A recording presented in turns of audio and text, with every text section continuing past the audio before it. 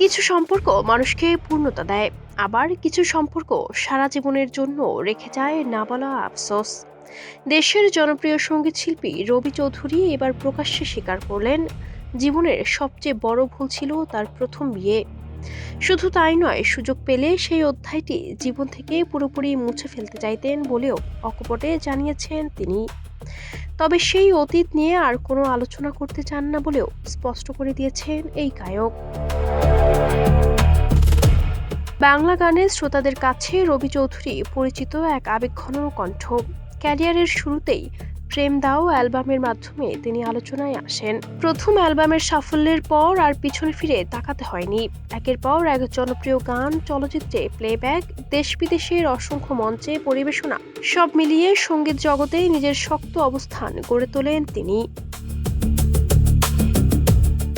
সম্প্রতি একটি গণমাধ্যমের সেলিব্রিটি আড্ডা ভিত্তিক অনুষ্ঠানে জীবনের সবচেয়ে বড় ভুল সম্পর্কে প্রশ্ন করা হলে রবি চৌধুরী কোনো রাগঢাক না রেখেই বলেন, আমার প্রথম বিয়েটাই জীবনের সবচেয়ে বড় ভুল ছিল।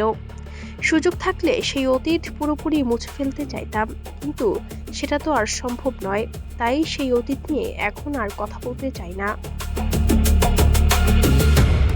রবি চৌধুরীর এই মন্তব্য নতুন করে আলোচনায় এনেছে তার ব্যক্তিগত জীবনের সেই বহুল আলোচিত অধ্যায়কে। 90 দশকের শেষ দিকে জনপ্রিয় সঙ্গীত শিল্পী ডলি সায়ন্তনীর সঙ্গে তার প্রেমের সম্পর্ক গড়ে ওঠে।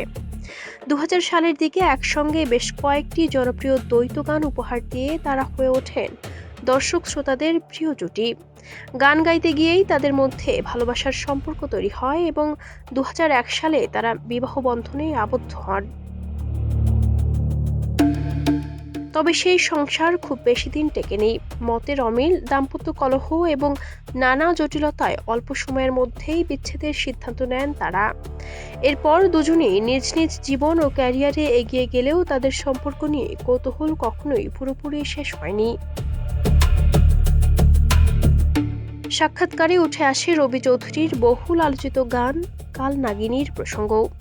প্রশ্ন করা হয়, ঘুরাও দুনয়ন অ্যালবামের এই গানটি কি প্রাক্তন স্ত্রী ডলি সায়ন্তনীকে উদ্দেশ্য করেই লেখা হয়েছিল?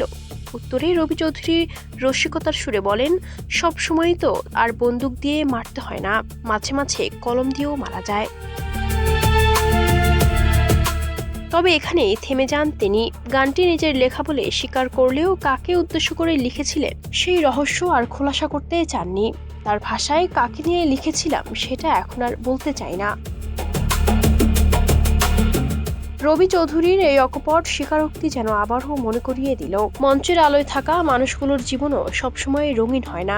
সাফল্যের আড়ালেও থাকে কিছু অপূর্ণ গল্প, কিছু না বলা কষ্ট আর কিছু স্মৃতি যেগুলো তারা চাইলেও আর কখনো ফিরিয়ে নিতে পারেন না। Ayesha Akter Swarna, Campus Times.